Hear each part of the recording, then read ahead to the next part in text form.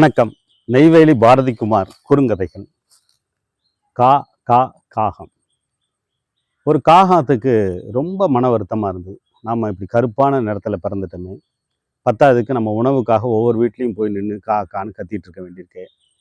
ஆனால் இந்த கொக்கு பாரு எவ்வளோ கொடுத்து வச்சுது. பார்க்க அழகாக வெள்ளை வெளையர்னு இருக்குது. பத்தாவதுக்கு ஏதோ ஒரு ஆற்றுலையோ குளத்துலையோ போய் நின்னா போதும், வர்ற மீனெல்லாம் பிடிக்கிற மாதிரி அழகான நீளமான அதுக்கு ஒரு மூக்கு. கொக்கா மாறினா எவ்வளவு சந்தோஷமாக இருக்கும் அப்படின்னு கடவுளை பார்த்து ஒரு தியானம் பண்ணிக்கிட்டே இருந்ததான்.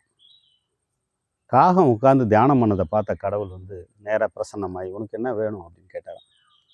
இல்லை, இந்த கொக்கா என்னை மாற்றிடக்கூடாதா அப்படின்னு கேட்டுதான்.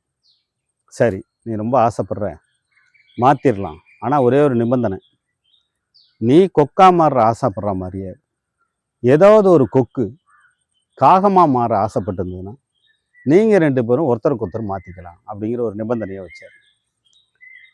இந்த காகம் என்ன பண்ணிச்சான், ஒவ்வொரு கொக்குட்டையாக போய் கேட்டு.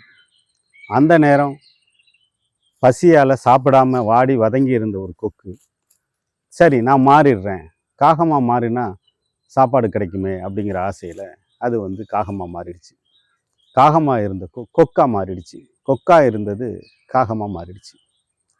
இந்த கொக்கா மாறின காகம் என்ன பண்ணியிருக்கு, ஒவ்வொரு குளமாக ஒவ்வொரு ஆறாக போய் ரொம்ப சந்தோஷத்தோட எல்லா கொக்குங்களோடையும் சேர்ந்து அழகாக மீனை பிடிச்சி சாப்பிட்டுட்டே இருந்தது. காலம் உருண்டோடிக்கிட்டே இருக்குது. மழைக்காலம் முடிந்து வெயில் காலம் வந்துடுச்சு. எல்லா குளமும் எல்லா ஆறும் வற்றி போயிடுச்சு. இப்போ எல்லா கொக்குக்கும் உணவு கிடைக்கிறது பெரிய சிரமமாயிடுச்சு.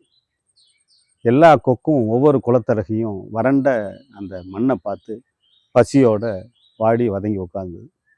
இப்போ இந்த காகத்திலேருந்து கொக்கா மாறினது பக்கத்தில் இருந்த கொக்கை பார்த்து, இந்த கோடை காலத்தில் நமக்கு உணவு கிடைக்காதா அப்படின்னு.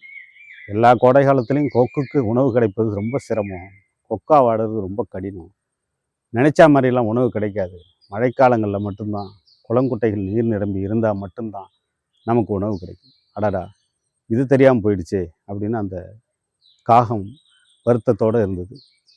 பசி தாங்க முடியல. நாட்கள் செல்ல செல்ல ஏன் நம்ம கொக்கா மாறணும் அப்படின்ற ஒரு வருத்தம் வந்துருச்சு.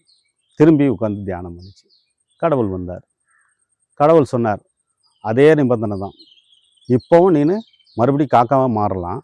ஏற்கனவே கொக்கா இருந்து மாறின காகத்தை இதுக்கு அடையாளம் தெரியல. ஏன்னா அது எல்லா காகத்துலையும் சேர்ந்து அது கூட்டத்திலே இருக்குது. இப்போ அது ரொம்ப சௌரியமாயிடுச்சு. ஏன்னா அதுக்கு மழையோ வெயிலோ எந்த பிரச்சனையும் இல்லை. எல்லா காலத்துலேயும் அதுக்கு உணவு கிடைச்சிது. எல்லா மக்களும் கான்னு கூப்பிட்டு அதுக்கு சாப்பாடு வச்சாங்க. இப்போ வருடம் முழுக்க உணவு கிடைச்சப்புறம் அது அடையாளம் தெரியாமல் கொழுத்து போயிடுச்சு. மாறினப்போ ரொம்ப மெலிந்து இருந்த அந்த கொக்கு காகமாக மாறின பிறகு கொழுத்து நல்லா பெருசாகிடுச்சு. இப்போது வாடி வதங்கி போயிருந்த அந்த கொக்குக்கே அடையாளம் தெரியல. அது போய் எல்லா காகத்துக்கிட்டேயும், நீ மாறின கொக்குலேருந்து மாறின காகமா, நீ மாறின காகமா அப்படின்னு கேட்டுக்கிட்டே இருந்தது. எல்லாரும் இல்லைன்னு சொன்னாங்க. கொக்குலேருந்து மாறின காகமும் சொன்னிச்சு, நான் இல்லை அப்படின்னு. இப்போ நான் எப்படி கண்டுபிடிக்கிறது அப்படின்னு அதுக்கு சொன்னிச்சான், கொக்குலேருந்து மாறின காகத்துக்கு கான்னு கத்த தெரியாது. நீ கான்னு கத்துனா எந்த காக்கா திருப்பி கான்னு கத்தலையோ அதுதான் கொக்குலேருந்து மாறின காக்கா அப்படின்னு சொல்லிச்சான். உடனே அன்னையிலேருந்து எங்கே பார்த்தாலும் உட்காந்து கான்னு கத்திக்கிட்டே இருந்தான். அதுக்கு தெரியல இப்படி ஏமாத்துனது கொக்குலேருந்து மாறின காகம் தான் அப்படின்னு. நன்றி.